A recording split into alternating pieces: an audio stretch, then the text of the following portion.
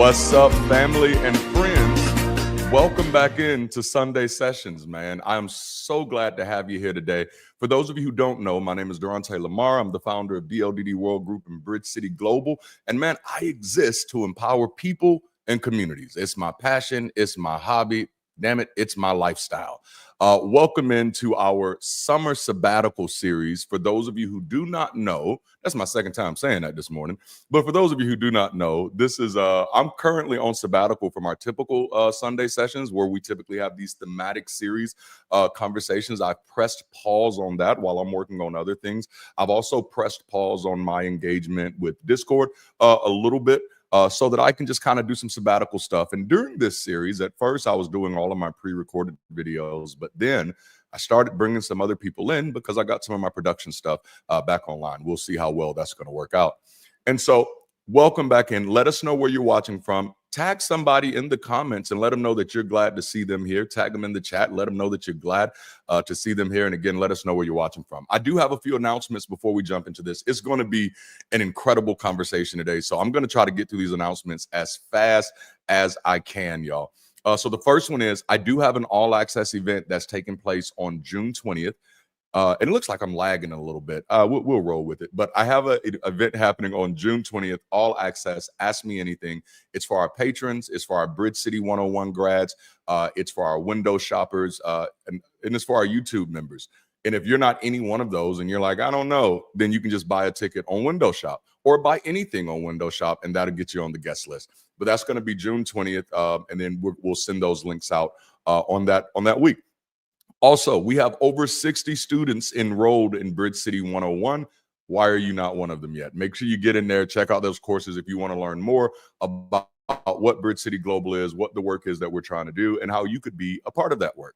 And then also, my new audiobook just came out. Black Nonbeliever Next Door is now an audiobook at your request, and you can find that exclusively on Windows Shop right now. So, go get it. Go get it.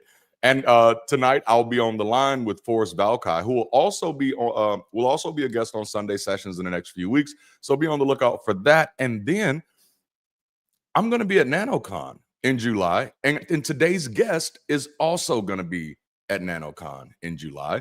And so if you weren't considering going before, make sure you pay extra close attention to this conversation today, because it's definitely gonna get you thinking about being there.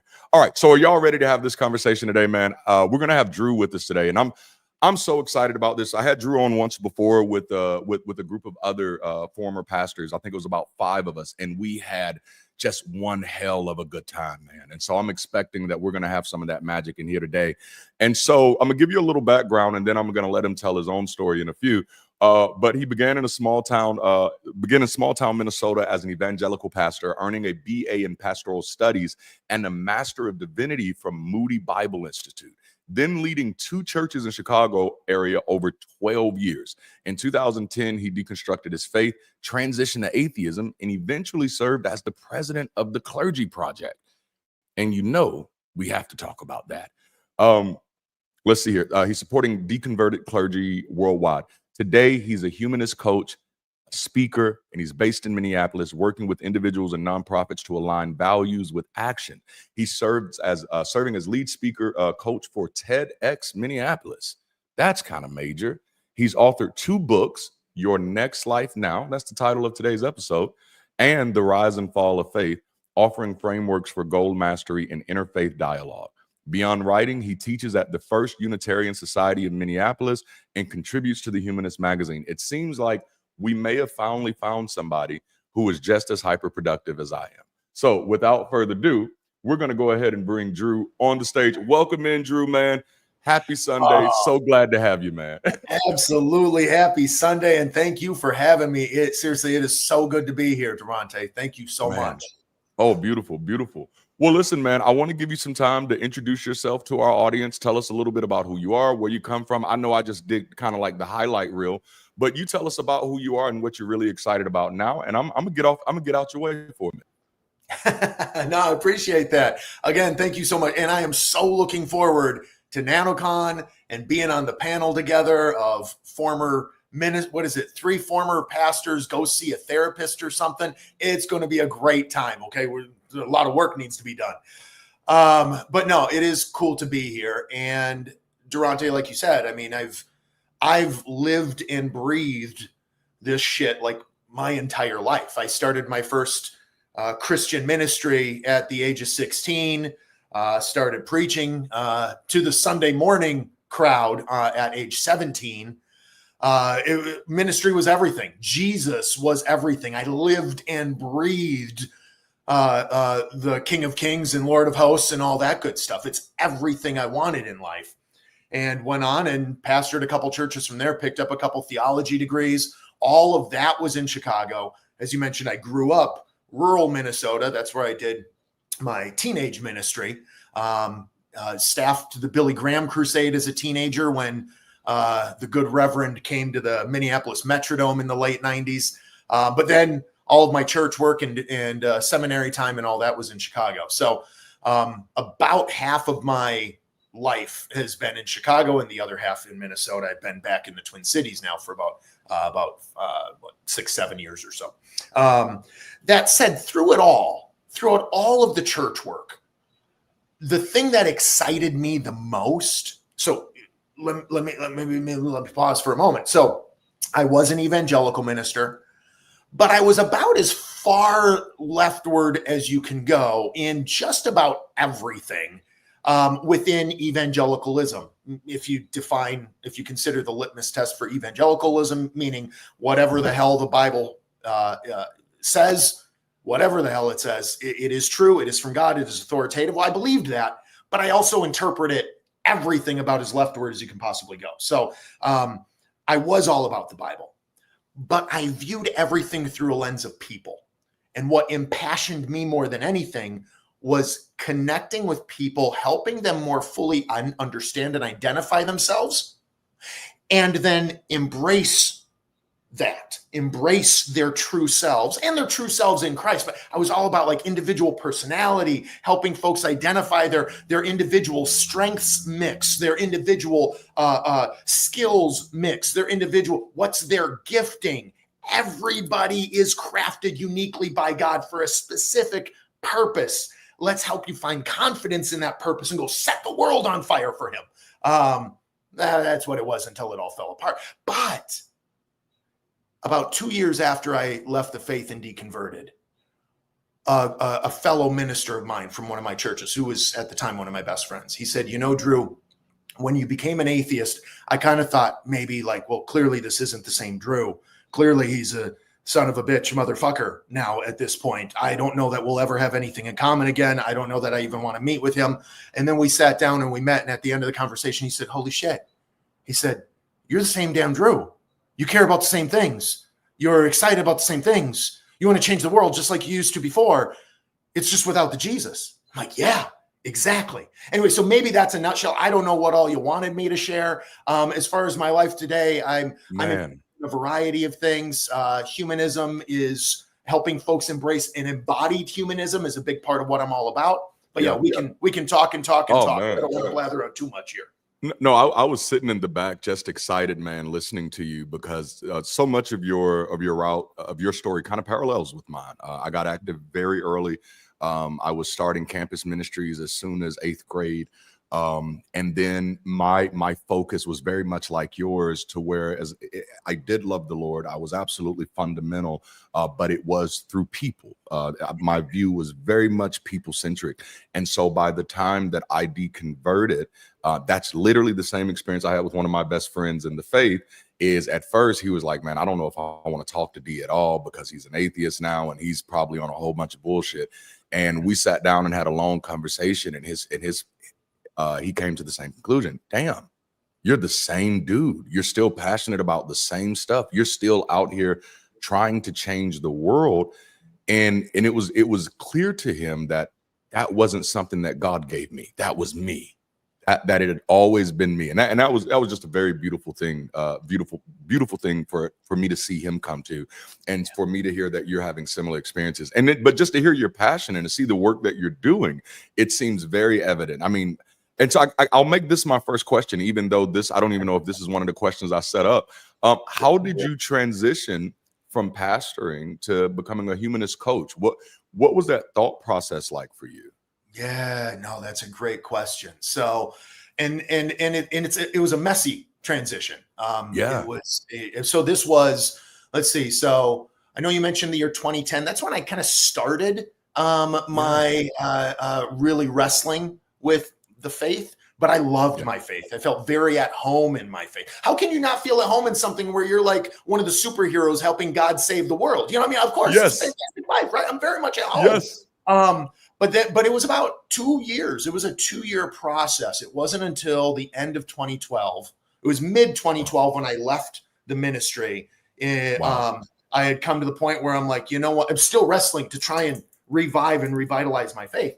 And so I'm like, mid 2012, I've done everything I can for a year and a half to hold this thing together, to revitalize it. I said, well, either God's very much here and I'm just doing something wrong. Oh, what the fuck I'm doing? Because I've been trying for a year and a half to re-believe this thing. And as much as I want to, and I'm begging and pleading with the God of wonders to show himself to me once again, he's not. So either A, I'm unfit for Christian ministry, or B, it's all bullshit and Christian ministry is unfit for this world.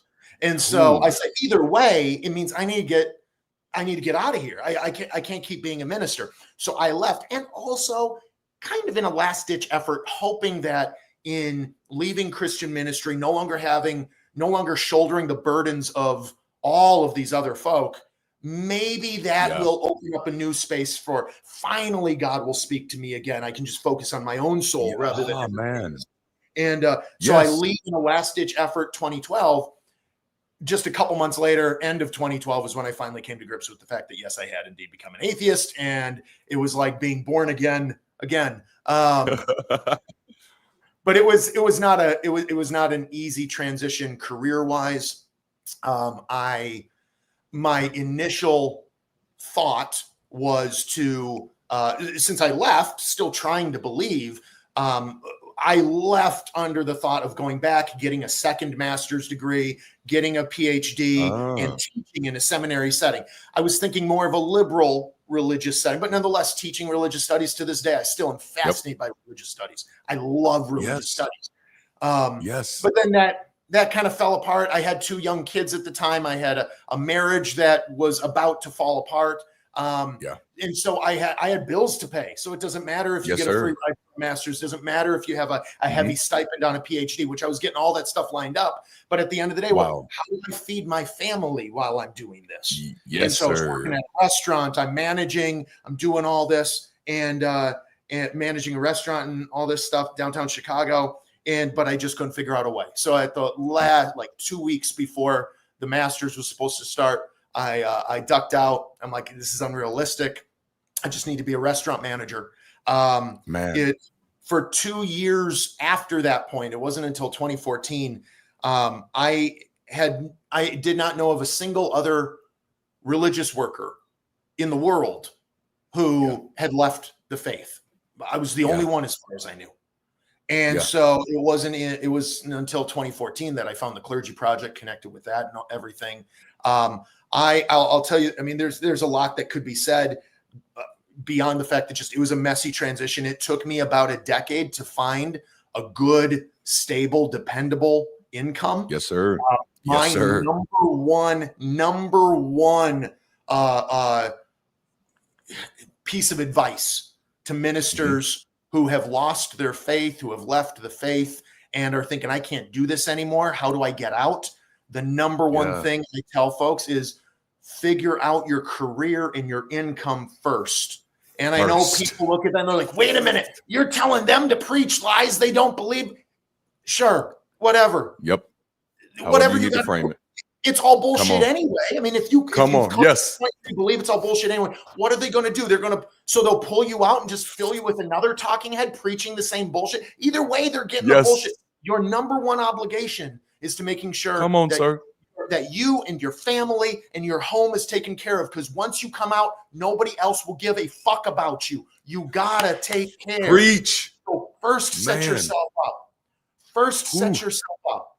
And if you can go shift to a little bit lighter on the theology, definitely. If you're preaching hate towards LGBTQ plus folks, well, then lighten that, take that shit out, evolve yourself, but stay in there and make yourself taken care of. Because I tell you, the number one difficulty, for those who don't know what the Clergy Project is, I know you mentioned it. It is a nonprofit that provides services to religious leaders around the world, 35 countries plus, provides services to religious leaders around the world who no longer hold supernatural belief.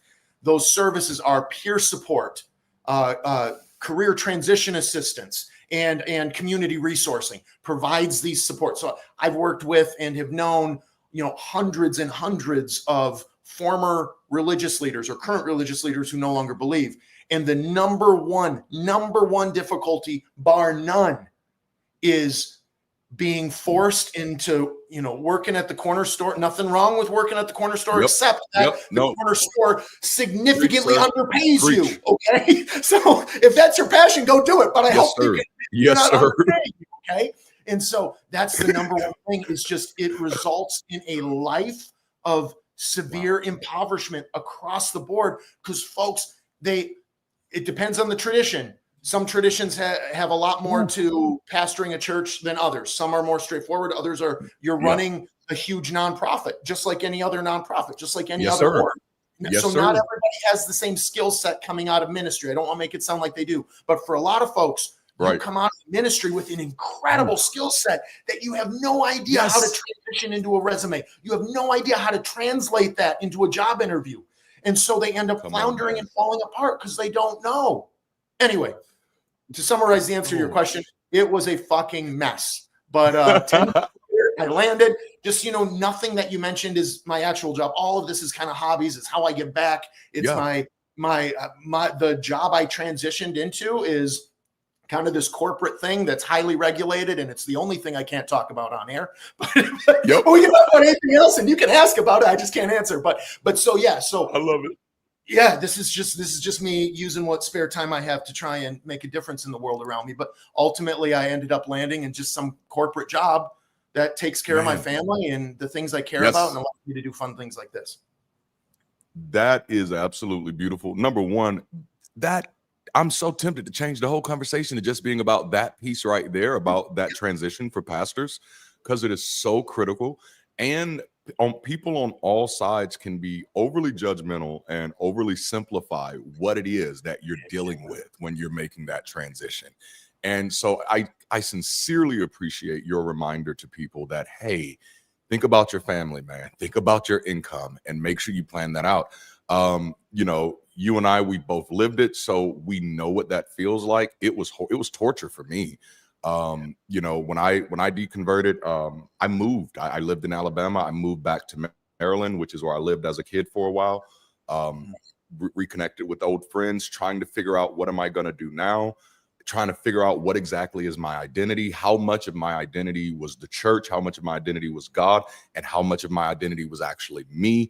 What am I really passionate about? Am I still passionate about these things? And how do I pay my bills? And what does that even mean now? Because I was the type of preacher who had a horrible relationship with money. I sincerely believe that the love of money was the root of all evil. I tried not to touch it. I used to pray this little sorry ass prayer: God, I don't want nothing but $500 a week and my bills paid. As long as I have that, God, I'll serve you forever.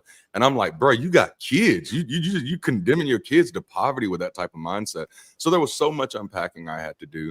And then just this piece that you hit on, those transferable skills. When because I was, in the evangelical arena. And so my church, I was a church planner, which means I started my church from the ground up. I built my team from the ground up. And after about a decade of doing that, I had built for myself talent acquisition skills, project management skills, a slew of human resource skills, but I didn't have the language for it yet. Back then, all I knew is I'm good at church leadership training, church leadership and development and church planning. And it took me almost a decade to figure out, like, no, you're good at these other things too. And you don't have to reinvent the wheel. You've already learned these things. You now just need to learn the language. And so I went out and hyper skilled up. I took a whole bunch of courses online to figure out, okay, what do I know? And that's when I found out that like, oh, dang, project management is like a second nature to me because I've been managing projects my whole life, ever since I first got started. And so that's what I did. I transitioned. First I transitioned back into call center work because that was just always easily available. And then after I realized like, oh no, I got these other skills, I let call center work go like immediately. And then I got involved with talent acquisition, and then eventually project management, and then eventually directing people and culture for diversity and stuff like that. But it took me forever. I had to go through working for a former pastor who knew that I no longer believed, but wanted me to still be connected to my purpose, type of thing. And I finally realized, like, you know what? I don't think I want the person who pays me to have an imaginary friend. I think that gets a little problematic, and it did. It got problematic. Like I didn't get paid for like 3 months, and so because his imaginary friend said he needed to test my faith, and so and I was like, you know what? No, wait, for real? Oh, for real? Back up, rewind. Wait, can we deep dive into that for a moment? I got to hear more. Yes. So I was in Maryland, and my former mentor called me and he said, man, I want you to come back. I told him, I said, hey, I don't really believe anymore, man. And he says, you know what? You're still gifted. You're still anointed. Look, I want you to come back. I want you to stay in purpose. And I said, well, listen, I'm not poor anymore. So I make 60,000 at that time. I made 60,000 a year, which was a considerable jump for me after leaving the faith. And I said, if I come back, I'm not expecting you to pay me what I make in DC, but you got to at least keep me at 40,000 a year because I have kids. And at that time I was fighting to get custody of my sons. And so I'm like, I can't go under this amount. And he says, I got you, man. Don't worry about it. And so my wife and I, we go down. We're like, okay, great. I think this is going to be good. He seems to be very receptive of the fact that I don't believe. And he knows that I'm respectful of what he's built. So I'm not going to get on his platform and say, oh, God's not real or anything like that. He knows I'm going to treat this like I'm playing any other part. I got some acting chops, so I can act this part out. I loved on his people, built up his team. But then when it came time to put me on salary, it just kept being, we're getting it figured out. We're getting figured out. And so at the time, my wife and I, which we weren't married yet, and that was the other thing. He knew we were shacking up, and he was like, "It's all right. We'll just tell everybody y'all married." We had a whole bunch of money saved up that we were living off of, renting a car, living out of a hotel, and he was traveling in and out of town, and he was just like, "Oh, don't worry about it. Don't worry about it." And meantime, I'm handling the preaching responsibilities at the church, leading the team. Hell, I'm designing the new membership program for the church, shipping it to online. And every week, I'm just not getting paid.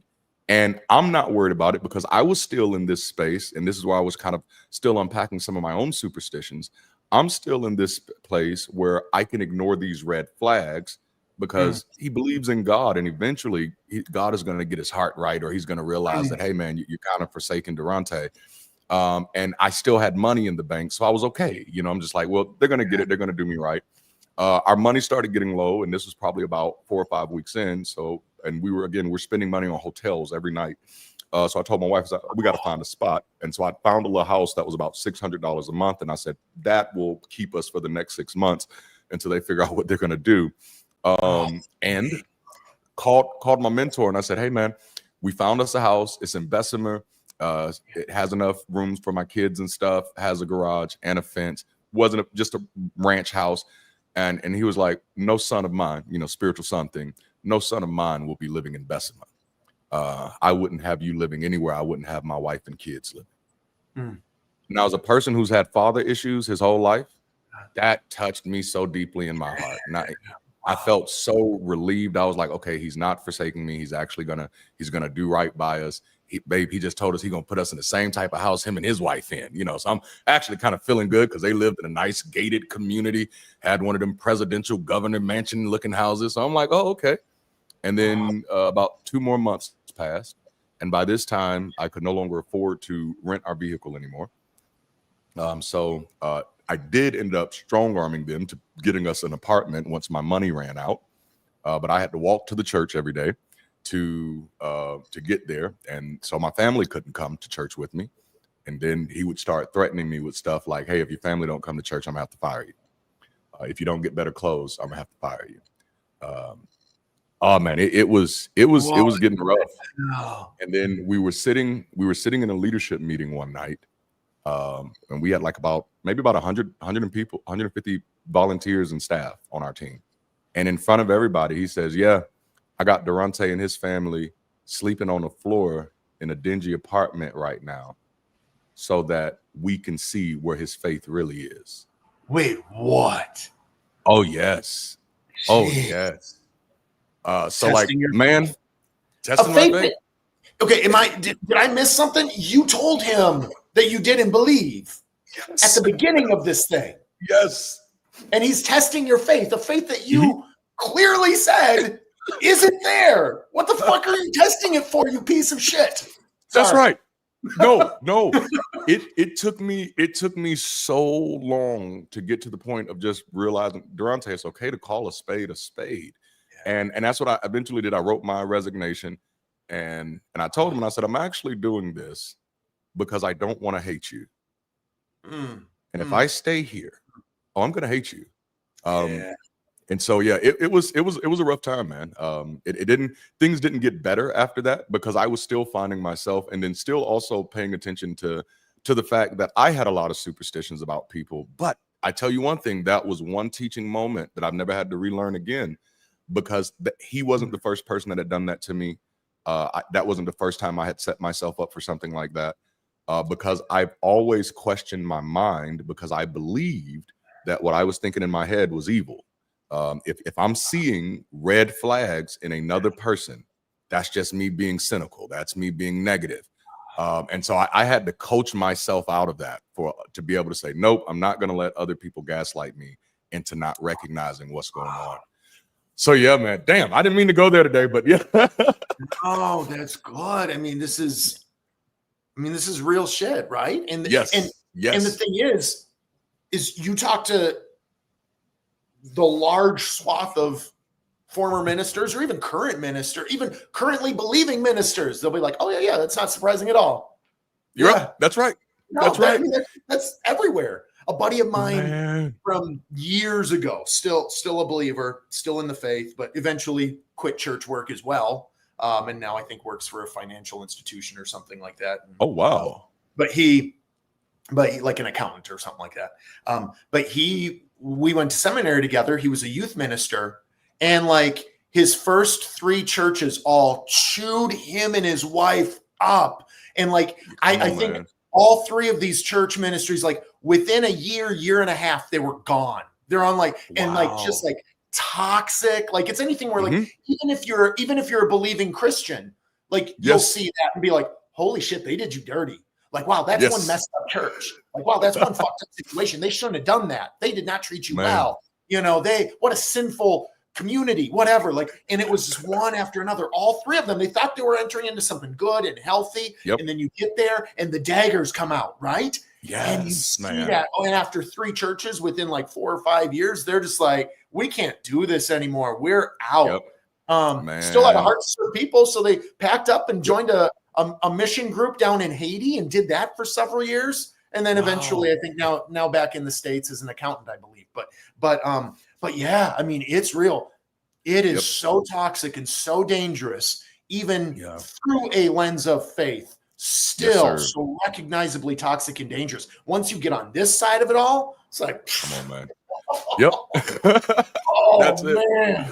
Oh, yep. No, I'm never going back, man. I'm never going back. But you're so right, and it's something that people overlook. Like, so when people think of churches and they think of the toxicity that happens in churches, they really think of it as a top-down type of situation. But toxicity in church is more like a middle-out type of situation. It's a thing that everyone who has attached themselves to this belief has put themselves at risk of being toxic to somebody else, because the belief system itself, it creates that toxicity. It's hard to get a bunch of people together who believe these things that are very dehumanizing, not just about others, but even dehumanizing about themselves. You have to believe that you are broken. You have to believe that you are incapable of understanding. which automatically puts you at subject to somebody else's yes or no. So you don't get to determine what right or wrong is. If you try to corner a Christian about something very simple about like, is it okay for God to kill children, just because people were murdering each other? A Christian is going to have a very hard time saying, no, that is not right, because that's how toxic that belief is. It's only not right if it's someone who's not my God doing it. But the moment my God is doing it, it's all right. Oh my goodness. All right. So I got a question for you, and we'll jump into some of this. Can you describe kind of like the pivotal moment or question in 2010 when you realized your theological answers weren't sufficient for you? Yeah, great question. In terms of my theological system being insufficient. So I was in deconstruction itself. So I think in a way, I was always continually deconstructing and reconstructing. So I felt very comfortable continually revising my theology because I felt comfortable continually revising or upgrading, as I looked at it, my understanding of God's word. And so if I'm continually learning more, because it was a very Bible-centric theology, a very Bible-centric outlook on life, and I'm just every day, I was one of these guys where I was one of these pray without ceasing guys, so like, yes, sir. I wake up first thing in the morning. I literally take an actual knee before the Lord, staring at the wall. And so take a knee before the Lord and say, okay, God, here's my agenda for the day. Anything that I should change, anything I need to adjust. What would you have for me today? What would you have me sacrifice for you today?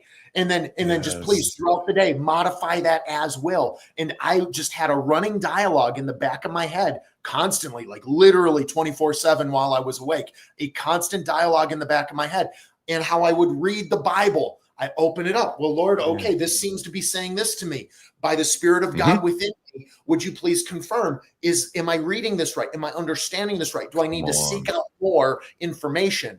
Continually reading books on the background, ancient Near Eastern culture and things like that, how that weighed in to the authorial intent, because that's what drove it. And so I'm constantly like, oh, wow, I just realized this. I just realized that. So I'm constantly changing, upgrading. Well, I was taught this growing up, but that doesn't seem to be what it actually says. Yes. Spirit of God within me, help me understand this better. So I'm continually deconstructing and then reconstructing how I saw things. My theology was continually not like swaying like a pendulum, but continually expanding and growing. I lived from glory to glory. Yeah, right. I embraced the gray theologically and encouraged others to too. If it's not crystal clear what the Bible teaches, then you have to keep an open mind. If there seem to be conflicting verses in the Bible, then you have to keep an open mind. And so, I taught people, I said, the world, the church world around us wants to pigeonhole us into black and white thinking. I said, if it was clear, then there wouldn't be debate. The fact that there's debate, the fact that there are hundreds, thousands of different denominations confirms the fact that this stuff isn't clear. We need to rely on the Holy Spirit, but we need to do it humbly. We need to embrace the gray and have love and grace for our brothers, sisters, siblings, family members in the faith who see things differently. Of course they see things differently. We're all just doing the best we can with what we got. So when did it start to deconstruct? When did it start to, when did my theology, start to shift? It was always doing that. That said, I fully believed God in the existence of God. I fully believed that God in the form of man, the God-man, the Son of God himself, Jesus Christ came down to earth in bodily form, died on the cross. All those good evangelical beliefs. I was a classic I was a progressive dispensationalist. Started off as a classic dispensationalist, shifted into a progressive dispensationalist, but dispensationalist all the way. I was a Calvinist. I was maybe a version of Calvinism, but I was always a Calvinist from beginning to end. Okay. Yes. And so those things didn't change. I was firm in my faith of the important things. Man. And then in 2010, as I'm looking around, because I'm constantly studying, I'm constantly working to read, to understand deeper, to read deeper, study deeper. And I start noticing, it was around this time where it was actually before this, but it took a little while for it to really filter down into my struggle belief-wise, I think.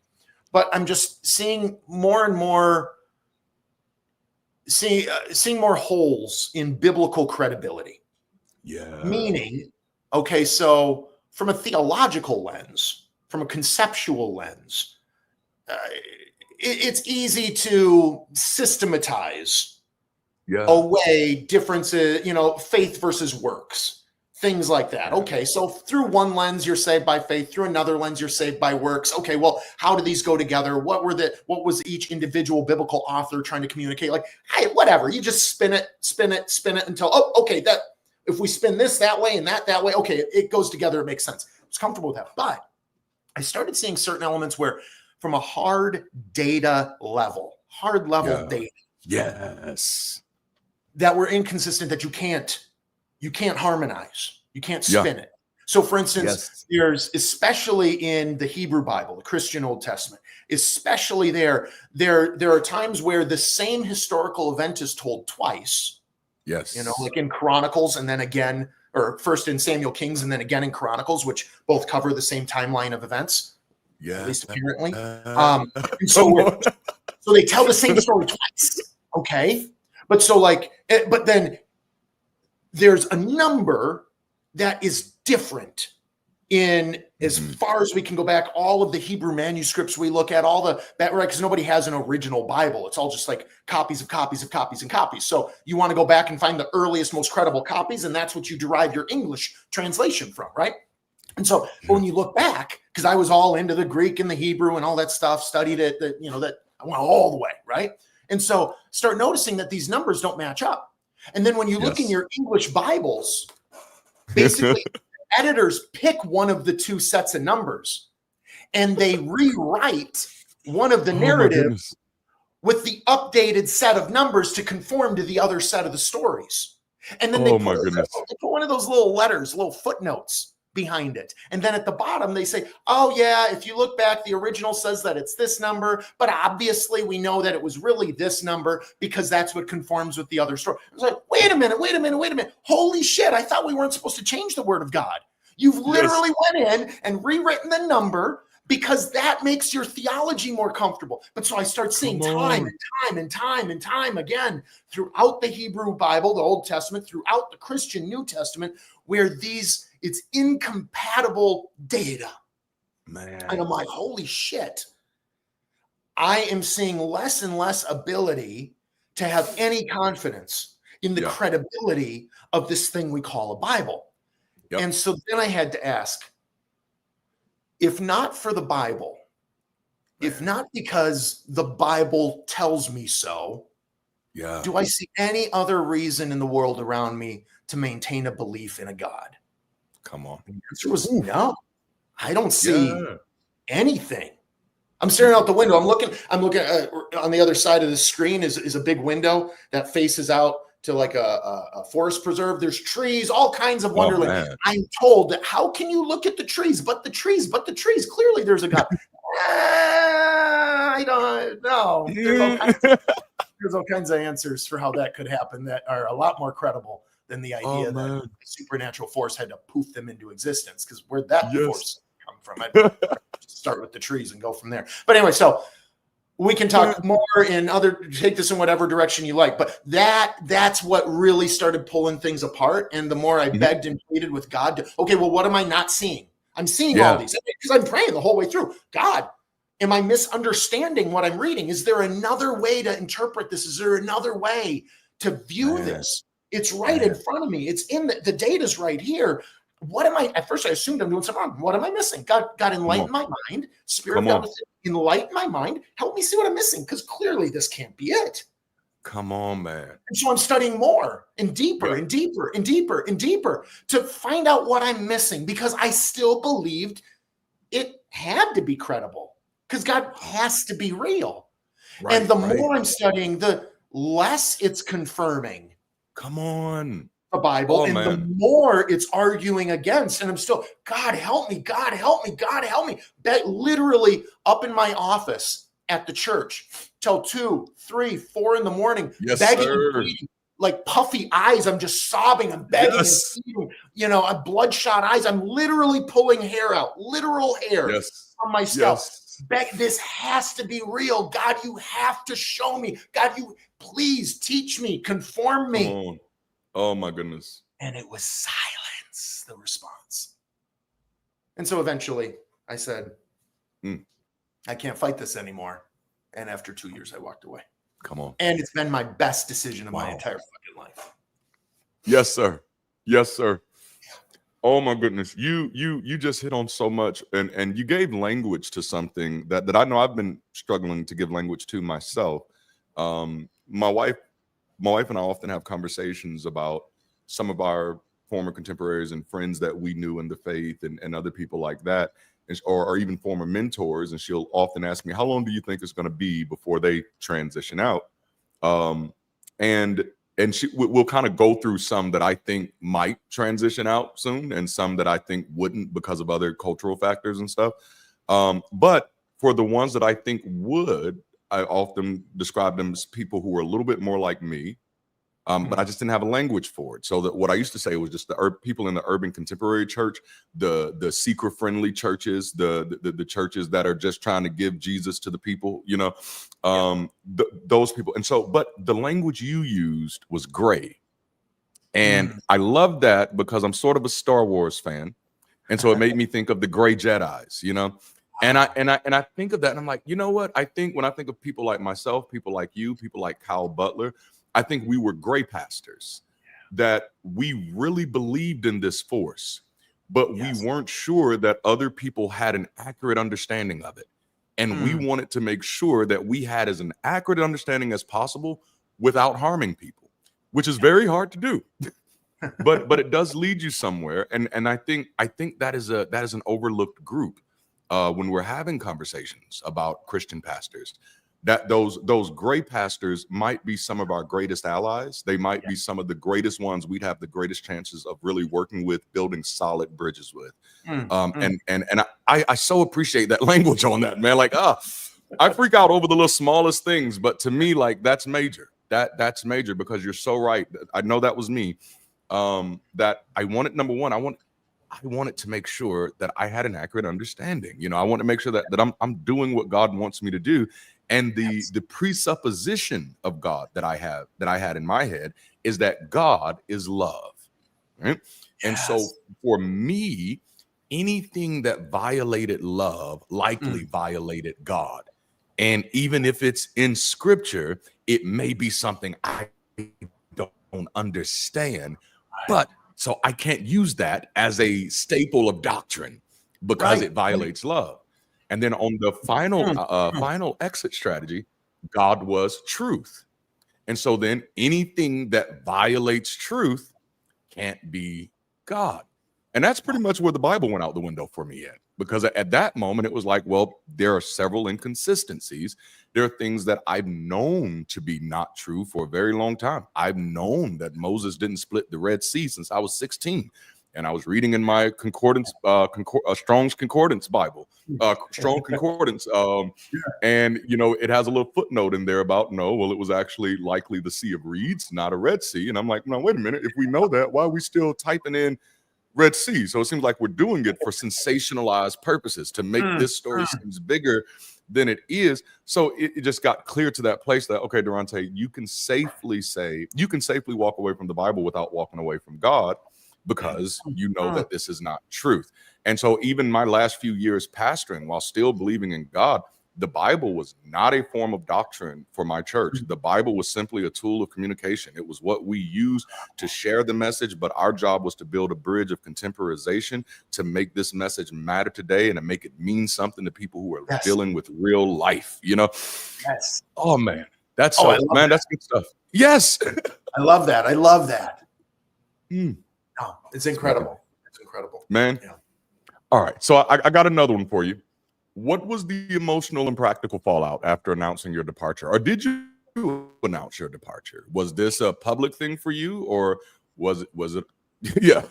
Yeah. No, another great question. So, I mean, for me, it was, I suppose you could look at departure from ministry or departure from the faith. So departure from ministry, everybody was super affirming because I was going on I felt the Lord call me, which how I justified that is, remember, I feel that in announcing my departure and where the Lord was leading me, I was not misleading anybody. Yeah. I really was still trying, okay, well, God, maybe this is how you'll finally speak to me. I mean, I hadn't felt him speak to me in like a year and a half, but I'm hoping, I'm trusting that maybe he will.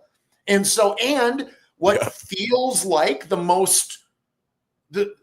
best next move as I try and continually seek him out is to seek additional education and at least put myself on where I'm not leading the spirituality and the faith of an entire flock of people or whatever, because the last thing I'd want to do is lead them in the same struggles I'm having. So instead I'll teach, I'll write, I'll do things like that.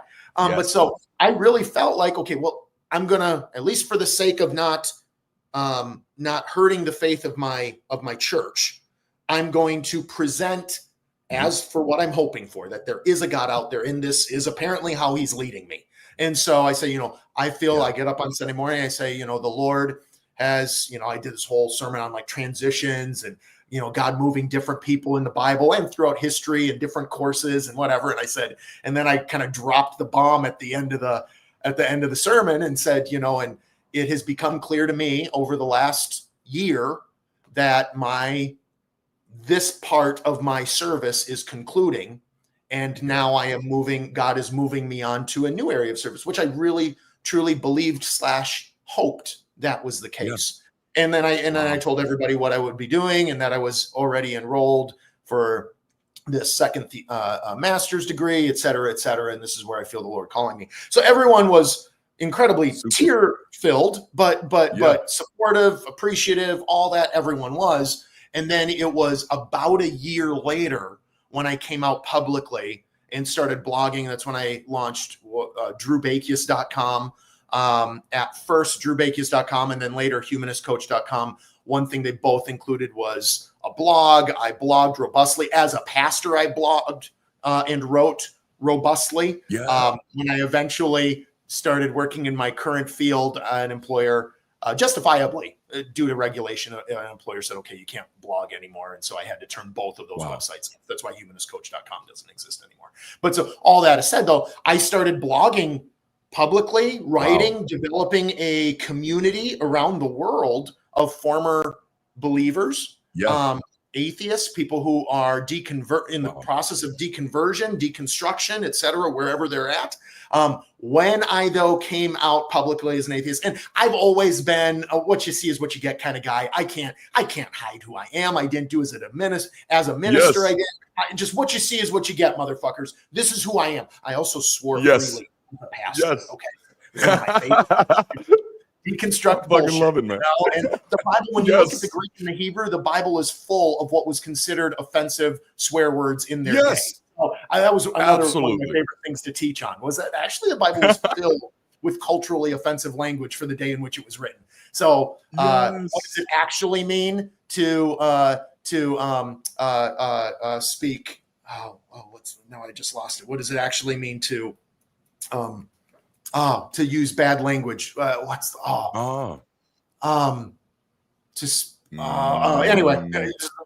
I've heard it's gone.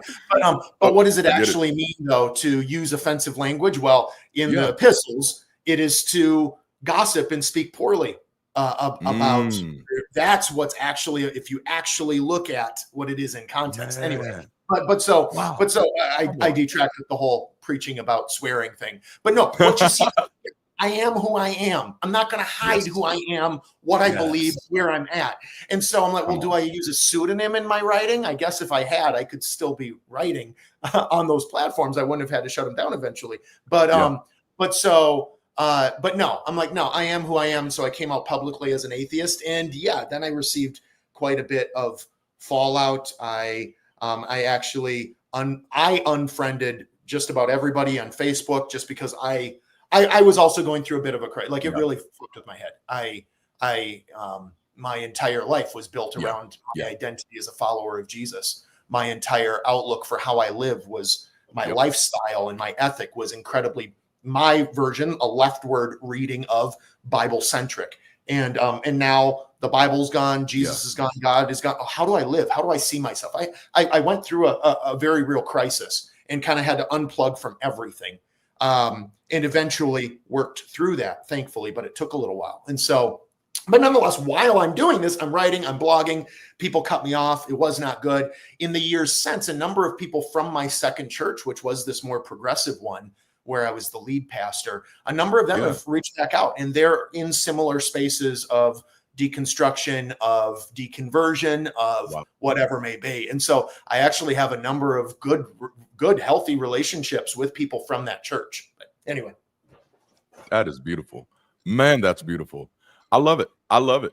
All right. So I want to ask you, and I am excited about this one because we've already kind of been on this thread, but what lessons from pastoring churches have you carried into, and I'll just put it this way, into all the work that you're doing now? Because you're doing a lot. I know one of the things that I saw you doing that I've talked about a lot just because I love was the house parties. I saw you were doing those for a while. Yeah.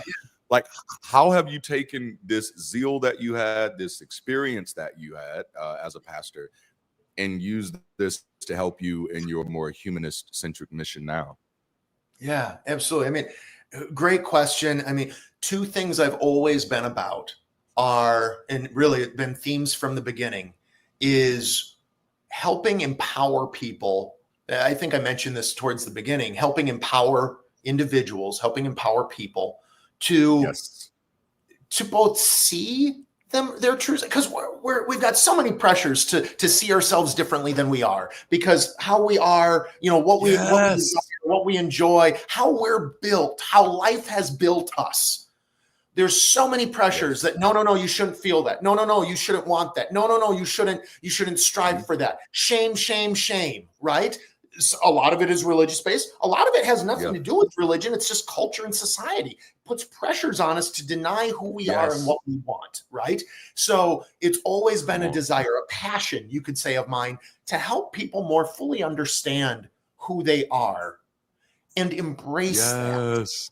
And to more fully understand their own unique mix of strengths, of skills, of just personality, quirks, whatever may be, to understand that. And back then I would have used, in my faith days, I would have also included giftings, spiritual giftings. Yes. So to see, understand, more fully understand themselves, and then to embrace that and to enhance that and build upon it. And so as a minister, I led, for our entire church conference, I would lead workshops on better understanding how God built you. I would lead workshops on understanding, like, personality. I've always been a personality test nerd. Okay. My favorite, by the way, is David Kolb's LSI, Learning Styles Inventory. It drives everything. Okay. But I love it. So I did this even when I was a minister. I did this. I started doing it in high school, leading others in these things. So that is still a huge part of where I just find so much joy in helping connect people to that. The second thing I would mention is just community. When I was a minister, I was all about community. I was in this constant pursuit of true, vibrant communities. True and vibrant community, not this bullshit, not something for a stage. We are not here today on Sunday morning. We called it our worship gathering. I strayed from other more common terminology, but so we're here at the worship gathering today. Yes, to worship the Lord, but what? In community. You are not here to stare at some guy on a stage. You are here to connect with one another as we seek to be a true and rich and vibrant community that is living as followers of Jesus Christ on this earth. Anyway, so that seeking of community is something, in a building rich and vibrant community is something that has carried on and continued since then. And so I still love to love community, and a lot of what I enjoy doing is helping connect people to community. One thing in recent years that I have come to see, to believe, is I think this side of faith, atheists, humanists, etc., we're still doing what the church programmed us to do. And that's not to say sometimes you might find it. There's like a golden pony out there every once in a while. Sometimes you can find it. It's possible. Yes. But I don't know that seeking it is healthy. And we've inherited, we've carried with us this teaching from the church that there is only one way to get true and vibrant community, and it has to be through this one organization called the church, your local church. You have to find the one community, the one organization, the one group that has the ability to meet every single one of your relational and community needs. And that just is not realistic. And so the fact that now this side of faith as non-theists, so much of us, and myself included for a lot of years, has spent so much time trying to either build or just find. But for some of us like you and me, maybe it's building it, okay? But for a lot of us, devoting so much energy to trying to find the one key group, the one humanist community, the one secular organization that can meet, it's like the church, but atheist, and they can meet every single one of our community and relational needs. And so we get there and we're like, oh, well, they're doing Tuesday night knitting groups, and they're doing movie, Friday night movie nights. I want a bowling league. Well, why aren't you guys doing a bowling league? Let's do a bowling league. And they're like, okay, well, if you want, the leadership is like, okay, well, if you want a bowling league, why don't you start the bowling league? And then nobody else wants to do the bowling league. And you're like, well, fucking hell, I guess I need to find a new atheist community. No, dear heathen. You do not need to find a new humanist community. What you need to stop doing is expecting one org to be like the church and somehow supernaturally meet every single one of your relationship and community needs or desires. What we need to do is live more full and authentic lives that are a patchwork of relationships, communities, organizations. You want to join a bowling league? Well, go join a fucking bowling league, okay? There you go. And fill that way, right? So we need to not put so much pressure on groups, be it our local humanist group here in the Twin Cities, which goes by the name First Unitarian Society of Minneapolis. It's a 100% non-theistic religious group, but non-theistic. We can talk about that if you want. I do believe, by the way, that religion and theism should not be conflated. It is very much possible to be religious. Absolutely. Talk about that if you like. But absolutely, but whether it's our group, whether it's Bridge City Global, you cannot expect one group to meet all your needs, and it's just not realistic. Okay, so approach them for the patchwork of community they can help contribute, and then look to find other patchworks as well. You can use both, but don't leave Bridge City just because you found something else that has a bowling league. Anyway, come on, that's right. No, I love it. I love it. I love it. One of the things we talk about at Bridge City is some of the things that we kind of run to in the secular community is called secular avoiding, where there's certain things you don't do because it just looks a little bit too much like church, or it looks a little bit too much like religion, or it looks a little bit too much like this other part. But then there's just this other part that you've highlighted where people, they still sometimes want to they're still tempted to treat any community like it is an authoritative system over them. And that is so I'm so glad you highlighted that, where it's like we have to break that as individuals to that place to where we come into a place, and I often tell people like nothing else really exists for me, and I have to be mindful of that. So when I go into a place and it doesn't have something I don't like, or if it doesn't have something that I particularly wanted, I'm not like, oh, this isn't for me now. No, it just didn't exist for me. I just got here, and like you said, if there's something I want to do that they're not doing, there's still other places I can do that at without having to forsake whatever else it is that I like about that community. And I love the way you worded this, where we have to get away from that place of expecting one thing to be everything. That there is danger in that, and it's almost like a shortcut. To me, that's superstition in itself. It's just like, I want to go to this one place and everything I need, I'm going to get in that one place. And I'm like, oh no, it's just not going to work that way. And you're going to create a lot of pressure on people by doing that too. That's going to create a pressure pot out of this world. So since you did mention First Unitarian Society of Minneapolis, I do want to ask you about this. What is, in your experience, what makes their model effective for secular community building? Yeah, absolutely. So, I think like with everything, there's a bunch of pros and cons. Okay, so one of the benefits of First Unitarian Society is its historicity. Okay, it has so much tie into it. Okay, it is also kind of like we do not use the name church, but let's be honest, it's basically an atheist church. Okay, and so you've got pros and cons with every model. All right, one of the biggest negatives about it is the primary gathering is at fucking 10:30 a.m. on Sunday morning. I don't want to be anywhere but my home at 10:30 a.m. Okay, that used to be my service times. But one of the cool things, I mean, it's historicity. So actually, the term I love throwing this around. So the term humanism or humanist.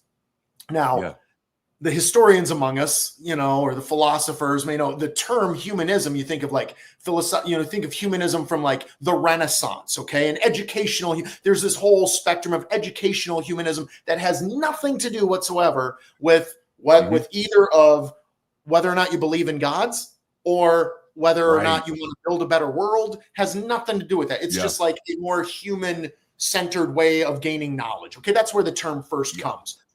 But apart from that, how we oftentimes use it in these circles, okay, which I would define humanism. Everybody's got a different definition of humanism. I would look at humanism as the lifestyle of working to build a better world and live out a healthier humanity together. That's how I define I like that. humanism.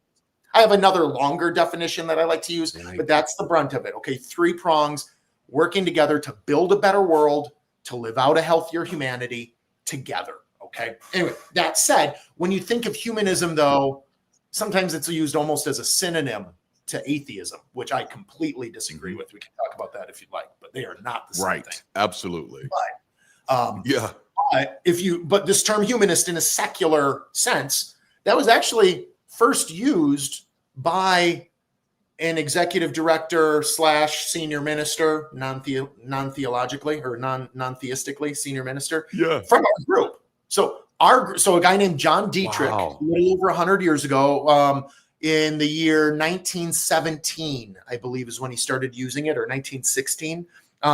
So that's when he started using. He read this article about this concept of humanism at work in Europe, of basically an approach to understanding a full-bodied humanity, et cetera, et cetera. And he said, well, if we take that and we apply it to like a congregational setting where we put a primary on social justice needs, he said, and that said, he was kind of a fucked up individual. Somehow he was able to reconcile social justice needs with being pro-eugenics. I mean, not a flawed human, not a flawless human by any means. We had to work through that, right? We had to work through that. Full disclosure, he's got his bullshit. Okay, he was kind of like a rich white society, for sure.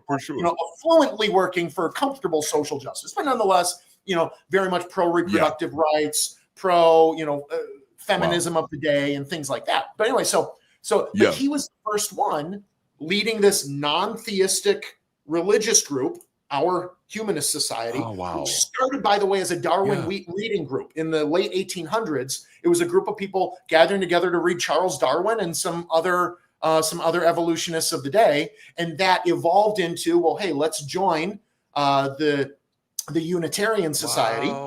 Let's join the Unitarian Society and do become a more robust org. That fed into that, always non-theistically, always no recognition of God stuff. Then there's this heretic minister who had gotten booted from another church for being too atheist, basically. And like, we want you. And so he comes over, he becomes the senior minister / executive director. And then he starts working with other groups. It was another non-theistic religious congregation in Iowa who was doing something similar, but they used a different term. They didn't call it humanism. They called it social democracy, I believe is what, or no, the religion of democracy is what they called it. The religion of democracy. And so they start working together. There's some other non-theistic ministers around the country at the time. They all start working together, and eventually they agree, okay, yeah, let's all recognize John Dietrich's term, humanism. That was our guy, John Dietrich. Let's recognize his term, humanism, and that's kind of what became the movement that led to, spurred on the creation of later on the American Humanist Association, Humanists of Canada. All of that kind of flows out of this model here that started with our group in some ways, or at least we have an early on connection to it. Really, it was John Dietrich, with or without us, but our group was where he was for. I think he was there for like 40 years, for like 4 decades. He led our group. Also, if you're familiar with those who might be familiar with the Humanist Manifestos, so that was all out of this context, and that's why the first Humanist Manifesto refers to itself as creating the promotion of non-theistic religion. The first Humanist Manifesto sees itself as the spawning of a religious movement. It's not until Humanist Manifesto 2 and 3 that they start avoiding the term religion. This also, if you're familiar with the term religious humanism versus secular humanism, none of it is theistic. Yes. Religious humanism simply means non-theistic theism that is in a congregational format. That's religious humanism. And so about 10 years or so ago, our humanist community started rebranding religious humanism to congregational humanism, because you call it religious humanism. I love that. People think religious humanism is theistic. It's secular avoidance. So, let's get away from the word religion and just start calling it congregational humanism. So that's a rebrand we've been doing. And then secular humanism, which is more the AHA, early on there was early on in, like, I want to say the 60s, maybe it was the 50s, 60s, there was this debate over whether or not meeting on Sunday mornings in a congregational format was too theistic, and whether or not that was simply coming in as a programming from theism. And so AHA and other similar minded groups, they said, no, we will not indulge that. We are not following your lead. We're going to be a truly secular humanism. And so secular humanism used to mean you cannot meet in a congregational format. You can exercise all your humanism individually rather than needing a community. And so it was like all these hard lines. Now it's all fucking just kind of brought back to me. But there were hard lines. Anyway, so what's the benefit? So we're larger. We've got several hundred people in the Twin Cities. We are very politically active. We write postcards to our legislative leaders almost every single week, telling them how they need to vote. And it's kind of like, well, we think churches should pay taxes anyway. So if you want to taxes, go ahead. But we're going to be as political as all these fucking churches are. And we're not going to hide whatever. So, but anyway, so very politically active, legislatively active. They've actually held a stack of our postcards up on the legislative floor and said, this is how our constituents want us to vote. You need to vote progressive. You need to vote humanist. This is what the people want. Come on. These are ways where over the last few years, Minnesota has become like this beacon, this safe haven for both trans care, gender affirming care, as well as for reproductive care, reproductive rights. And so that is out of this outflow. We know our influence has helped build this. And so don't ever think that your humanism can't make a real difference in the lives of others. It absolutely can. Okay. But anyway, so those are some of the strengths that our community, FUS, I guess, brings to it. That said, it still feels very much like church. And for some folks walking in, it is triggering as hell. And so it's not for everyone. But if you can stand gathering on a Sunday morning once in a while, or meeting with other folks who do, it's a really powerful community. Wow. I love so much about that, man. There are a few hot points there. And again, for those of you who are watching and y'all have heard us talk about secular avoidance before, that's what you hear so much in this. That's a lot of time what we're having to navigate. We're having to say, oh man, if we want to do something, we want to build community. Ooh, should we do it on a Sunday? Because if we do it on a Sunday, we know people are going to be like, well, that's the day churches meet. So if you're doing it on the Sunday, that's church. And you ask yourself, man, should we have music? Ooh, the churches have music. So I don't think you should have music because that's too much like church. But the more you go down that rabbit hole, you're no longer even doing what you were trying to do in the first place. And the thing that we were trying to do in the first place is just be humanist and find a better way. It wasn't to not look like church. That is a very counterproductive goal to have. But it's unfortunately, for a long time in the secular community, it ended up being the loudest voice. The loudest voice is, hey, we just want to make sure that we don't look like church. And I'm like, I don't know if that's a goal worth pursuing. And for me, that's because when I look at church, I don't see an institution that is very different than other institutions very similar to it. I've worked for universities; they work in a very similar manner. You know, I've worked for all different types of nonprofits, and so I see that everywhere. And just kind of knowing the history of the word church, the institution of church beyond Christianity, because the word ecclesia exists long before Jesus does. So knowing the origin of the word church, you begin to realize that church has always been secular. Preaching has always been secular. As a humanist, everything that humans do is secular to me. You know, it's the reasoning behind it that becomes problematic to me. So when I see humans singing at a concert, I don't think, this is worship right now. You know what I'm saying? And even though, there are some songs that sound like worship songs. So, we've just built those walls up, and it's so nice to see that there are organizations that are out there that are like, we're still going to do this, and here's the freedom. If you don't want it to look like this, you can be a part of a community that doesn't do it this way. And then we can still work together. Because the truth of the matter is, and that's something I always remind people, is when they say, well, this looks like church, I always say, which church? Does it look like a Lutheran church or a Nazarene church or a Catholic church or a Pentecostal church? Because at this moment, you're locking that experience into one identity. And that's the propaganda, not the truth. The church has never had, a control, over people gathering and people listening to music or people lecturing. Preaching evolves from sophistry, not the other way around, So it is. There's nothing more humanist. People tell me, they say, well, sometimes you sound too much like a preacher. And I said, but that's who I am as a humanist. I cannot be a humanist and know all of these things and have this passion for this world and not share it. I love hearing that. And I often remind people that non-theistic religion has always been a part of humanity. As far back as we can go, non-theistic religion has always been a thing. It's the propaganda that has made us think that it's the other way around, but nope, it's been with us, and it's actually it's fascinating to me. I know, and the UUs, the Unitarian, it's just amazing. Now, is the First Unitarian Society, are they connected to the UUs, to the Universal Unitarians? They Same are. organization? They are. Yeah. So they're part of the UUA, awesome. The Unitarian Universalist Association. The Unitarians and the Universalists, they joined together in the 1960s at some point. I think it was 65 or 56, something like that. But yeah, so they're part of that. Okay. And so that's something too. Oftentimes folks will ask, as folks are asking me about where they can find community around the country, non-theistic community. Oftentimes folks will walk into a UU church, a Unitarian Universalist church, or oftentimes they use the term fellowship. So, and then they'll use that one experience to kind of brand the whole thing.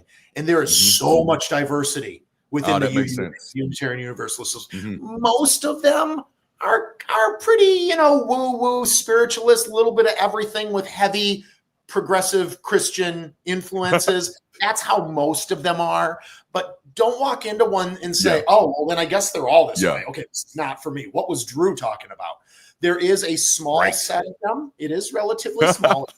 It's not a huge group, but there are some that are specifically humanist. We are a humanist congregation, a humanist society. Okay. So there are some that, and when they're humanists, typically they're non-theistic. There's no prayers. There's no God talk. There's nothing. There is hymn singing. Not my favorite, but hey, but no God talk, no prayers, nothing like that whatsoever. Right. There's others that are so where they call us humanist Unitarian or UU humanism is what they call this, UU humanist. But then they also have UU Buddhist congregations. So if you're specifically looking for a non-fundamentalist Buddhist congregation, sometimes you can find those there. They're spread out across the country. So there's a lot of different options, a lot of different subsets of UU. So if there's a few of them in your community, in your city, wherever, go ahead and check out more than just one, because if you don't hit the right one the first time, that doesn't mean, most likely if there's more than one, it's because they don't completely agree with each other and they're doing things a little differently. Wow. Yeah. Yep. And which is fairly normal. I often remind people that communities are reflections of the individuals who are part of those communities, which is one of the reasons why you should always be kind of not too quick to judge a community if it doesn't match your vibe yet, because you've never been there before. So, and communities, they evolve as new people join them. And I have seen UU kind of evolve over the past few years considerably. I think they ended up starting, I think they call it Blue, BLUU. It's like Black Lives UU. Where they were being really intentional just about, yeah. I ended up finding them on Facebook like 5 years ago or something, and I was like, oh, that's super cool, because I know when I often thought about the UUs back then, I often thought about like Presbyterians. That's like the majority of the UU churches I had seen, they were more like that kind of vibe, if you know what I mean. So it was kind of nice to see. I was like, oh, they got a little color. Some of them got a little flavor. All right, that's cool. That's fine. But now to even know that they're spreading out and they're creating space for people who want, non-fundamental other variations of religion, that is freaking awesome to me. As a sociologist, that's very intriguing to me. I'm gonna have to do some research there, because that's so thoughtful. And that's what I really ask for from the humanist movement, is that thoughtful consideration. Like we know everybody's not going to let go of God overnight. And the truth of the matter is that's not even a real goal. The most important thing is to get people as far away from harmful ideologies as possible. And so if you want a Buddha and you want a Jesus and you want an Allah, if there is a system that can give you a version of that is not harmful, I am all for it, especially a way. And what I love about the UU system is that it gives you a way that you can relate to whatever your faith is, your tradition is. I think that's a better way to say it, to what your tradition is, without having to buy into the bullshit. So it does allow you to kind of prioritize community over the faith tradition itself, which that's wonderful. I had never heard that part about the UU Buddhists before in my life. And so my neurospicy is going all different types of ways right now. That is amazing to me. That makes me feel good, though. Like, it really makes me like, damn, that's really humanist. That's really considerate. That's really compassionate. Damn, I love that.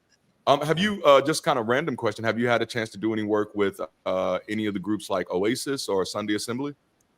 Yeah, absolutely. So I haven't done a lot of work with them, but I'm definitely aware and have spoken a couple times at a couple different groups there. And I was actually going to mention them as well. There's been a couple comments about, went to a UU and it just felt so churchy. And I think some comments on pews and stuff. And yeah, to be clear, UU typically is going to feel very churchy. You come into First Unitarian Society of Minneapolis, we're singing hymns. They just got rid of the pews finally, like just a handful of months ago. But yeah, I know it feels like church. And it's nonetheless, there's hundreds of people there.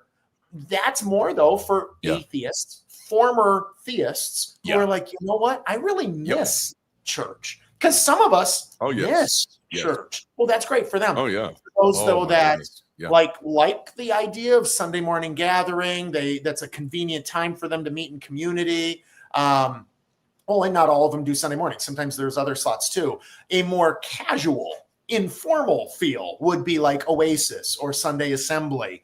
Oftentimes for folks where they want kind of the similar idea, but they don't want it to feel so damn churchy. Oasis is a nice alternative, and they tend to do a lot of great work in the community. I think Sunday Assembly might be kind of fizzing out a little bit. I haven't seen much of them in recent years. I kind of saw it. Oasis is pretty vibrant. So absolutely, there's some great country. Man, I can't wait to do some traveling and visit some of these places, because I've only been able to peruse these things from online. So I've kept up with Oasis a little bit. I've kept up with UU. I've kept up with Sunday Assembly, and I'm a critical person, so I'm critiquing everything that I see to see what I can learn. And when I look at Oasis kind of reminds me more of like TED Talk type of situations. Which is very beautiful, but it still looks like church to me, though. But I guess that's because Oasis is more like the churches I was a part of. I was in the non-denominational, secret-friendly movements. We didn't have pews; we had chairs. And sometimes we had really comfortable chairs too. We didn't call our stage a pulpit. It was a platform. It's a stage, So I do love that. I love that. I love that there are so many varieties out there. That is unfortunate if Sunday Assembly is kind of fizzling out, because they had more of the charismatic appeal to it. They were a little bit more charismatic than Oasis in the fact that they're going to do live music with the full band and fun songs and stuff. But I would like, and they didn't originate over here, right? In the States. I believe they originated in the UK. I could be wrong on that, but in the UK, yeah, I think so. You're right. I think you're right. Yeah, which I thought their story was fascinating as well. I think the original leaders were like comedians at first. I believe so. Yeah, wild, right? That is sure. As an urban pastor, I've often reminded people that my job has often felt like being a comedian, being a stand-up comedian, many times preaching in a black church. So, because it ain't a good sermon if people don't laugh at least 3 times. If they didn't laugh, if the crowd didn't laugh at least 3 times, you failed as a pastor. Exactly. So it was very funny to find out that comedians started at Atheist Church.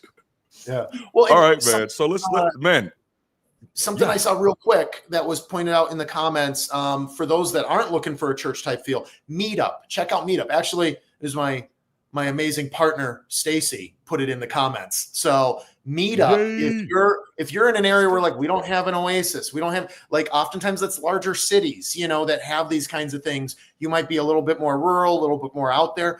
Meetup.com is a great place to go to see local events, things that might be a little more low key. They tend to be a lot less organized. And so you might show up, there might be only 2 or 3 people there, but at least it gives you some sort of connection. If you don't have any connection at all live in person, then even just 2 or 3 from a totally different demographic, totally different age range, whatever, at least it's something, right? So if they're 30 years older than you and it's the only person but they're live and in person, it can still be nice to have some sort of support. So check out meetup.com. That's a great call out. And just everyone as a reminder, if you show up and it's just 2 or 3, remember everything has to start somewhere. Everything has to start somewhere. And so you just start meeting with those 2 or 3. I mean, from my church planner days, that's how many churches start. You start with 1 or 2, 3 people, and you start building. And eventually the community gets an identity. Then you get a vision, you get a mission, or whatever else you want to do. And I want so badly for people to realize that it's a lot of work, but it's a lot easier than most people think it is. The most important thing to have is really just intention. If you're intending on building community, you can. I think one of the struggles for us sometimes is finding that reason. I think for people like you and I, it's probably been a little easier to find that reason because as one of the things that we say at Bridge City, for me, it's the people stupid. That's the reason. The reason we do it is it's the people. As a pastor, my church was very outreach based. We cared about the people in our city who didn't have a place to sleep at night. We cared about the children in our city who couldn't afford to pay attention in school because they're hungry. And we wanted to solve those problems. Now that I'm a humanist, I should care more about those things, not less. And I should be doing more with my life and my time to help those things. And I do think that the church, in many ways, is an excellent model to get those things done. And I think the real work is just reminding humanity that God didn't create a church, we did. The church is a human institution. It is a human vehicle. It came out of our desire to help each other. Just off of a bad, we just had bad information at the time. But that's why I loved when you were talking about the UUs, or Unitarians, how they started, or specifically your group, how they started, that it started as a group reading Darwin, a Darwin reading group. And a spark went off in my head because I'm like, that's what church should have transitioned to. That's what should have happened in the Enlightenment. At that moment, the moment we had better information, we just should have shifted to better information. Church could have long ago thrown away its doctrine, its dogmatic focus. But that was beautiful to hear that the Unitarian, because I don't think if you would have asked me to guess how that group started, I would have never started there.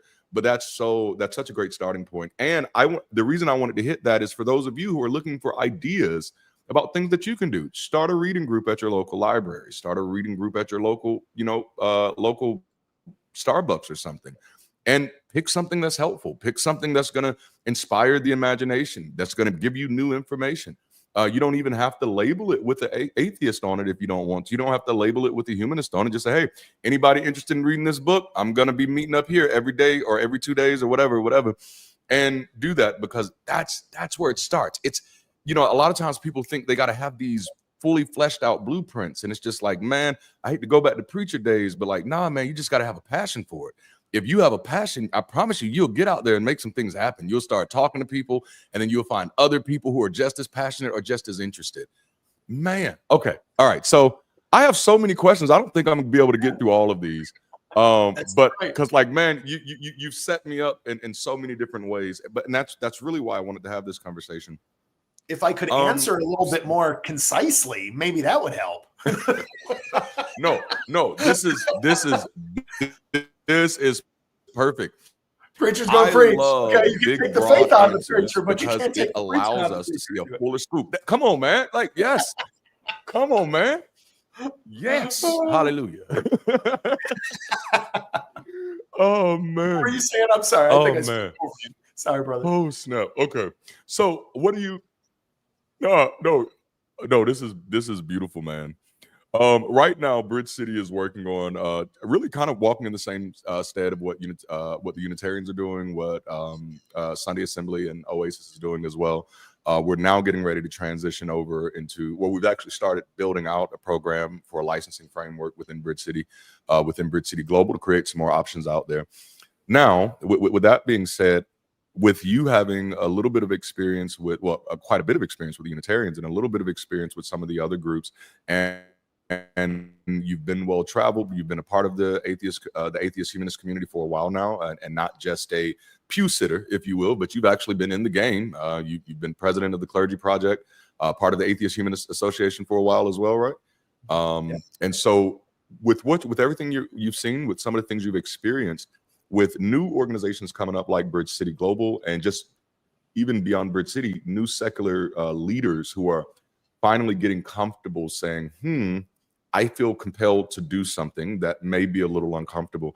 What do you think our greatest opportunities of working together as various groups might exist? Just those greatest opportunities of intersection, because I know Secularity, they're doing Secularizing now as well. And I'm curious, with all of us working together, which I'm so excited about, like, my mind is flood the market with secular community alternatives. That's going to make it easier for people to deconvert. People need options. They need safe places where they can ask their questions. So I am definitely of the mindset, flood the market with as many diverse secular options as possible. But what I'm interested in is, while we're doing that, what do you think those opportunities lay for us to be able to work together while flooding the market with different organizations? Yeah, absolutely. So I mean, you're looking in the right direction, right? Where can we intersect with these other groups? How can we share resources? Yeah. How are we in connection with one another? How do I make contact? How do I connect with other? How do I know who they are? How do I connect with them? How do we share resources? How do we work together, etc.? A lot of it, I think, happens at things like what we're going to see at NanoCon, where you've got leaders from all different spheres coming together. Kind of the corporate sounding word would be networking. Networking. Rubbing shoulders, getting to know one another. There's this group, it's called the Secular Coalition for America. It's a little bit old school, but that's a group where it's a lot of, it's old school, but it still meets regularly, and it's great for leaders from all these other orgs to come together, get to know one another, see how can we collaborate, how can we work together, how can we rub shoulders, things along that line. But yeah, ultimately it's looking to be in contact. I think, one place to go, if you go, you're familiar with Recovering from Religion, I believe. Yes. With Daryl. Yes. Yeah. Okay. So, and for anybody looking for resources in general, Recovering from Religion's website is a treasure trove of resources.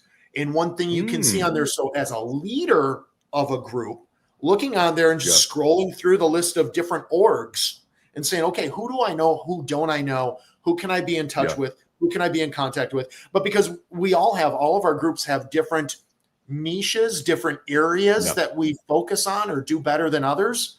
One thing I think of is, so like at our humanist community, First Unitarian Society of Minneapolis, one thing we have is we started up a couple years ago, a national training center for a curriculum / whole program that centers on a curriculum. Yeah. It's a whole program called Our Whole Lives. It uses the acronym OWL for short, but Our Whole Lives, which is a sex education program with segments for everything from preschool, and every year I think they're clumped together in 2-year segments all the way up into adulthood. They have an adulthood track for sexual education. Awesome. And it is completely, creed free, dogma free.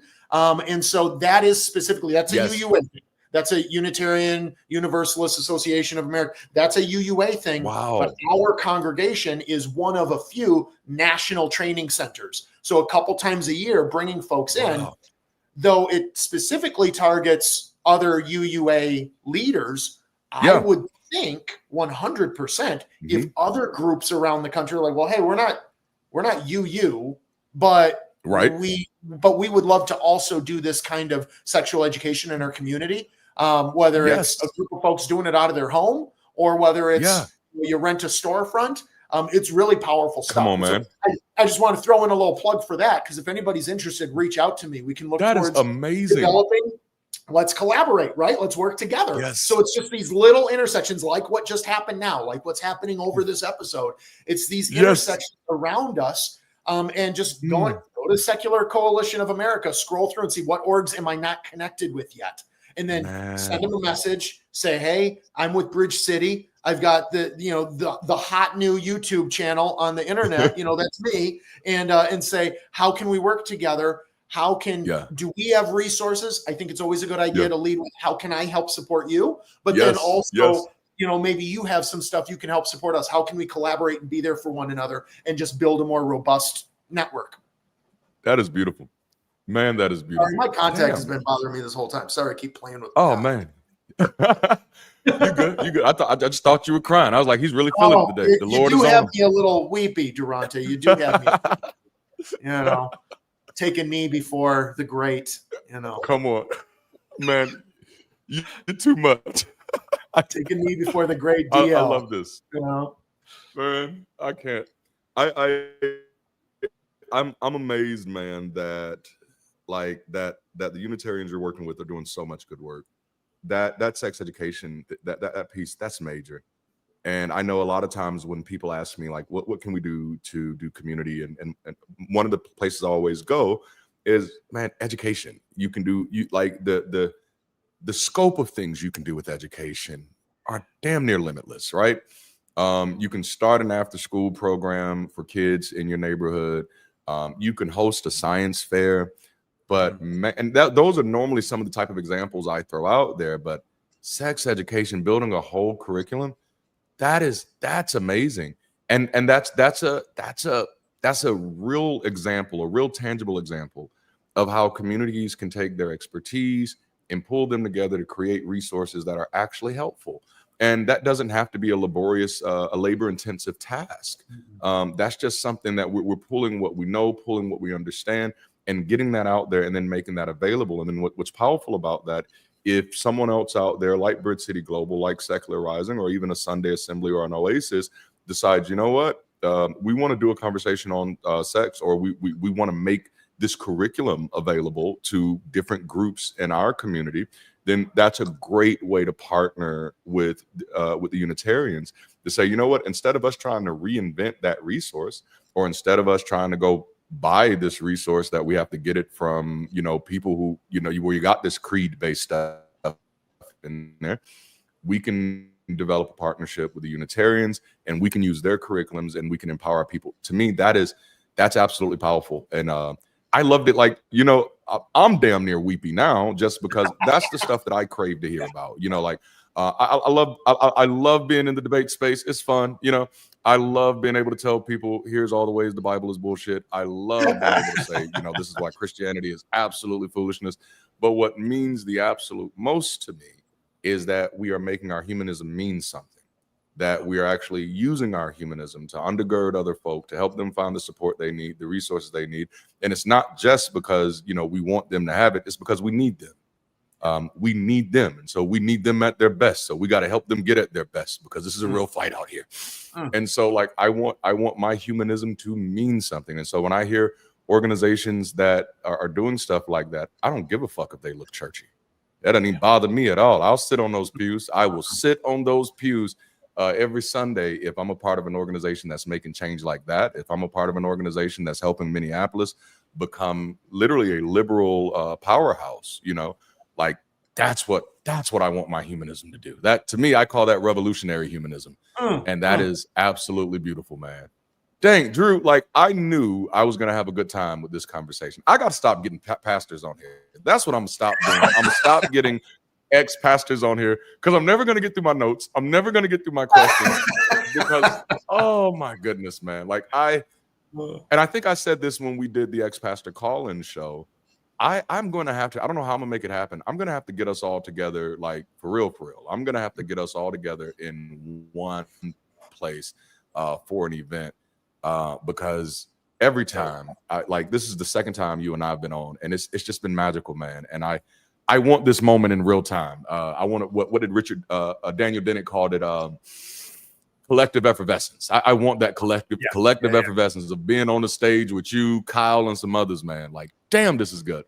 All right, so what we're gonna do, we're gonna go ahead and wrap up. And what I'd love to do, kind of like we did in the beginning, I'm gonna take myself off the stage for a while, and you know, I'm gonna let you give a benediction, if you will. Of course, always share anything that you have coming up, but if there's anything you'd like to share with the people, any way you'd like to summarize some of the things we've shared today, this is your moment. I'm going to step off the stage as soon as I find the button. Yeah, I mean, you know, thank you again so much, Darante, for having me on again. It's been amazing. It's been so much fun. I feel like we could spend an additional several hours even after this. Maybe stop for a little bit of a beverage break. Yes. Maybe we do it over some over some bourbons or something like that at the local office. Oh yes. You know what I mean by office. But no, this is truly a pleasure. Where to find me? There's a couple books I've written, of course. You can look at drewbekius.com, just my name as it's spelt. It's a static website. It doesn't change a whole lot, but you can find stuff there, and you can reach out to me directly through there. I'm on socials like Facebook and Instagram, whatnot. I'll be at NanoCon. I might be at another event in Kentucky before NanoCon. We're still working out whether or not I can make it. All that said, I guess what I would encourage each of us with, there's been a lot of talk about humanism today, whether you some people don't like the term humanism. It sounds a little too human centric. Shouldn't we be about the whole world rather than just the human component? And that's why I like to define it as working together to build a better world. It's more than just us. But the one thing we all share in common is we're all humans. So I do like the term humanism. That said, humanism can have sort of a bad rap in some circles. And even among non-theists, some humanist communities you go visit seem so stale and so like all they want to focus on is just nitpicky debate and just not fun, not uplifting. It can almost kind of feel like a country club sort of vibe. There's actually, the last few years, there's been the start of a bit of a reformation, a call to greater action, a call to greater accountability within humanist circles. Most humanist groups are led by a bunch of cis, straight, white, old men, okay? We want everybody's voice at the table, but so maybe we don't shut them out entirely, but we need to step beyond, right? And so there's a shift happening within humanism and humanist circles, calling for greater diversity. Hey, it's the DEI we hear about all the time, right? In the news that Trump loves so much, right? But so one of the big things that I care about is we're starting to make a distinction between what I would refer to as philosophical humanism, which oftentimes is the type of humanism that becomes more or less a synonym with atheism. It's like all atheists are humanists, right? That's just what. No, that's kind of philosophical humanism, though. Might make that point. You could call it also. I like to use the term country club humanism. For a lot of it, it's simply about your rich white folk just hanging out and going on little fun excursions together, and that's it. And that there may be a place for hanging out, going on excursions. Absolutely, that's part of community. But I don't know that makes it inherently humanist. What are we doing to build a better world? What are we doing to live out a healthier humanity? How do we do that together in community? And so I like the term an embodied humanism, okay? And so a lot of what I do when I'm working with different humanist communities is it's taking time to do what I refer to as a values assessment, okay, or as a values adjustment, okay, whatnot, where we're taking time and we're saying, okay, well, what are my values? How do I apply those humanist values to the world around me? How do I live out a more intentional humanism and a more intentional humanity? And so I guess what I would encourage each of us as we close here is to ask ourselves, what are the values? What is the framework of ethics, this side of faith, that I actually care about? What is it that and it might be, well, I care about it up in big banners, but maybe I don't do a whole lot to actually live it out. I just think it's important. It's a great first step. It's a great first step, right? What are my ascribed humanist values versus how do I actually live out my humanist values? And then what concrete steps can I take to actually start living them out more fully, to embody my humanism, not just the cognitive, philosophical humanism, but also the emotive, how I feel, how I live, and what I do in my lifestyle, my hands, my feet, my et cetera. How do I go out in the world and actually embody the humanism that I claim to hold so much? And it does tend to be very much a progressive movement in like everything. So all the spheres. Anyway, so that's what I would encourage us each there is what little changes or big changes can we start making to really live out what we say we believe is important and make little changes in our day-to-day lives to actually live and move humanistically rather than just cognitively. Wow, man. I loved it. That was just a great way to knock it like all the way out of the park. That was beautiful. Embodied humanism, man. That's a great way to again, kind of like I say, to make that humanism mean something. And that should definitely be the goal. This has been, again, a magical conversation. Incredible today. I cannot thank you enough for being able to make time to get on here. It was eventually going to be a group conversation, but then everybody's dates got mixed up a little bit. So I said, you know what? Nope, I'll get everybody on separate then. And so it's worked out so perfect. I was on with Derek Day last week, and we had a great time. And next week, I think I'll have Kyle will be with me next week. So we'll do the same thing. But I've got to get you back on here. I am definitely looking forward to hanging out with you and Stacy at NanoCon and the ARC protest, ARC Encounter protest. I have to make sure I say it right. The ARC Encounter protest, and I think both of those are in July, right? I know one of them is. My dates are not that great. Yeah, they are. Okay. Yeah, the ARC Encounter I think is 4th of July weekend, and then I think NanoCon is the last weekend. July. Yep. Yeah, you're right. Yeah. So July is going to be busy, folks. But again, man, thank you for being here with me. I'm gonna drop you to the back while I close out the show. Everybody say, make sure you go check out Drew's website. I do have the link in the description. Thanks, everyone. Awesome. Y'all, thank y'all for hanging out with me today. I hope y'all enjoyed this conversation as much as I did. I know in these little sabbatical sessions, I am not as engaging as much with the audience because I am like a kid in the candy store when I'm getting to talk with my guest. Y'all saw how I was with Dr. Bird, with Derek.